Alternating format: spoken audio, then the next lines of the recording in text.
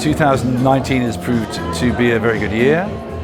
The company has carried on growing. We've accepted 6 new aircraft into the fleet. We have launched Astana, our low-cost airline. We've carried 5 million passengers. That's 17% more than last year.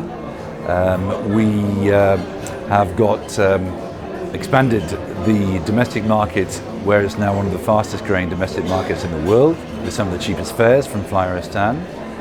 None of this could have been achieved without the support of our loyal customers, and I'd like to very deeply thank you all on behalf of my colleagues. And also, I couldn't have done my job without the support of more than 5,000 dedicated and immensely professional and hard-working colleagues, and I'd like also to thank all of them for their massive contribution. Wish you all in advance a very happy festive season. For those of you celebrating Christmas, very happy Christmas. Everybody celebrates the New Year, so a very happy New Year to all. And let's hope that for all of us, 2020 is a great year for ourselves, our businesses, our families, and the country. Thank you very much.